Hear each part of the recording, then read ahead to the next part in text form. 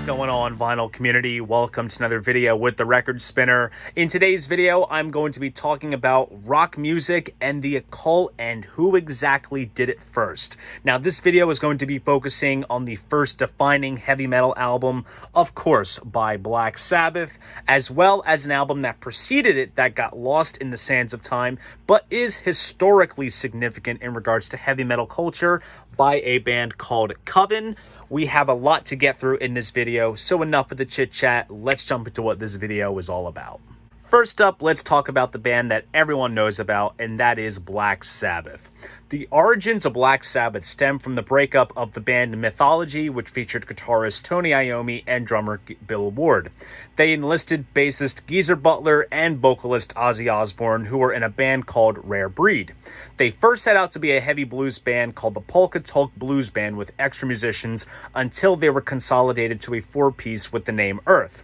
When they found out that there was another band that had the name Earth, they were on the lookout for a new name, and across from where they were rehearsing, there was a movie theater that was showing the 1963 horror film Black Sabbath.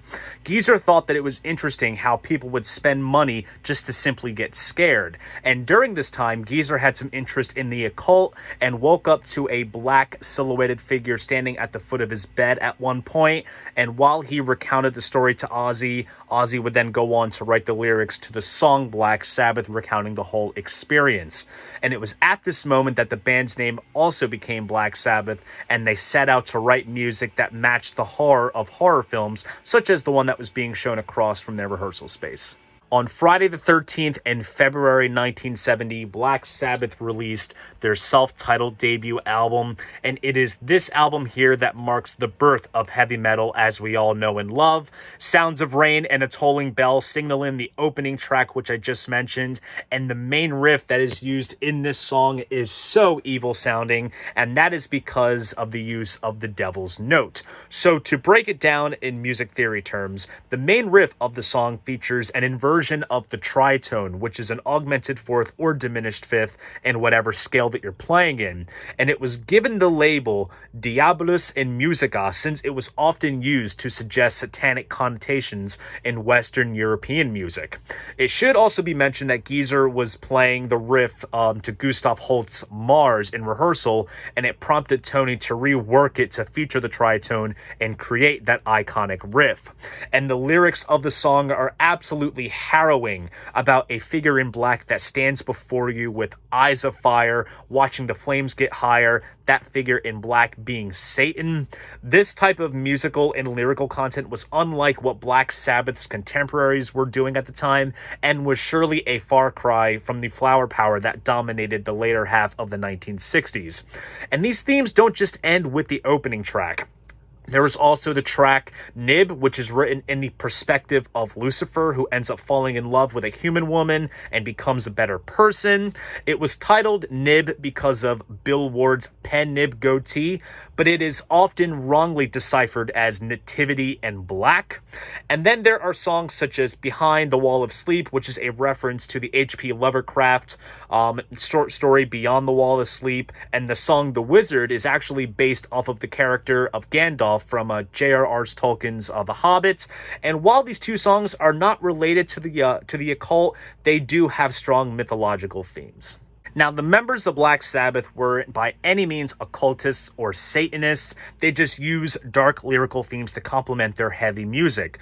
But of course, their respective record labels, Vertigo in the UK and Warner Brothers in the US, took it upon themselves to use the occult as a marketing gimmick for the band. In the UK, the album came packaged in a gatefold jacket, which featured an inverted cross, which the band members were not too happy about. In the US, Warner Brothers launched the album with a party led by Anton Levy, the head of the Church of Satan, and because of all this hype, it led to crazy people starting to turn up at Sabbath concerts to only be bewildered to find out that the members of Black Sabbath did not partake within the occult, but as the old saying goes, there is no such thing as bad publicity. So we covered Black Sabbath, now on to Coven. The origins of the group date back to when James Dawson and Oz Osbourne played in a band called Him, Her, and Them. The two teamed up with Steve Ross, and Coven was born in the late 1960s. After touring with bands by the likes of the Yardbirds, Alice Cooper, and Vanilla Fudge, they were signed to Mercury Records, and by 1969, they released their first album called Witchcraft Destroys Minds and Reaps Souls. Now, what I found intriguing with this album in terms of its contents is that the band members themselves only contributed 3 songs to the album, while the rest of the album was written by a guy named James Vincent, who went under the alias Jim Donlinger. He was asked by the album's producer and Dunwich Records founder Bill Trott to write, arrange, and co-produce the album, which he would later call a bizarre album project. He was given a bunch of books about witchcraft and other related subjects and wrote the remaining songs for the album in one day. With songs titled White Witch of Rose Hall, Pact with Lucifer, and Choke, Thirst, and Die, there is a direct element of occultism in the lyrics. But musically, this isn't what could be considered heavy metal. It is very much in line with the psychedelic rock genre that was dominating the music scene at the time, with hints of progressive and hard rock. But perhaps the most shocking part of this record, that was certainly a first for its time and is the centerpiece of the album's B-side, it is a 13-minute recording of a satanic mass, which was the first time that one was ever recorded. I can certainly see how this part of the record can turn people away, especially those who are in touch with religion that veers towards Christianity or Catholicism. But if you are superstitious about certain energies, it's certainly something that you don't want to listen to alone or with the lights down low. Now, while a lot of credit is given to Black Sabbath for all of the right reasons, historically, I think Coven takes the gold for introducing many elements that are mainstays in heavy metal culture. If you look at the cover, you can see them wearing necklaces of inverted crosses, and you can also see inverted crosses on the back. And look, you can also see them giving the sign of the horns. Now, of course, Ronnie James Dio more so immortalized it when he joined Black Sabbath in an attempt to connect with fans, since Ozzy always gave the peace sign at gigs. But in reality, and I'm sure metal historians know this, but the sign of the horns is used in many different religions and cultures. But in Dio's case, him being Italian, as well as myself, it is called the Maloik. It gives protection against the evil eye, or you can give someone the evil eye. So it all varies on how you can use it, but in Coven's case, perhaps it was a way to ward off something. Considering that I just mentioned Black Sabbath, given that Coven released their album first and they introduced these facets of heavy metal culture, there are some uncanny connections between the two. Right off the bat, Coven's bass player went under the stage name Oz Osbourne, and of course it is so similar to Black Sabbath vocalist Ozzy Osbourne. And how interesting is it that the first song on Coven's album is titled Black Sabbath, just like the opening title track of Black Sabbath's debut album? Music journalist Lester Bangs even made the connection by saying, "In England lie unskilled laborers like Black Sabbath, which was hyped as a Rockian ritual celebration of the satanic mass, something like England's answer to Coven." I don't think there lies a case where one party ripped off another, especially when you consider the timeline where Coven released their album roughly a year away from Black Sabbath's debut. I think the intent of what these bands were setting out to do were different.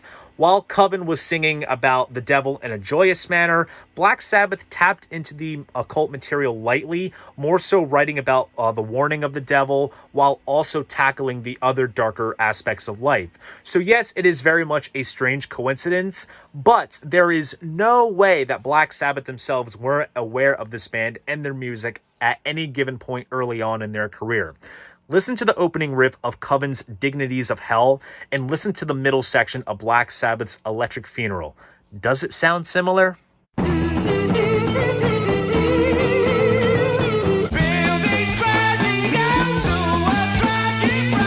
While Black Sabbath got tons of press about what they wrote about and the equally heavy music that paired it so well, the same can't be said about Coven. An article in Esquire magazine titled "Evil Lurks in California" linked countercultural interest in the occult to the Tate and LaBianca murders led by Charles Manson and his family, while also mentioning Coven's album and the subject matters the lyrical content went into. Now, given the paranoia and hysteria surrounding the tragic events that occurred, it led to the Witchcraft album being pulled from circulation. And perhaps it is because of this that Coven tends to be buried under the sands of time and the other impactful acts that were active during the musical revolution of the late 1960s.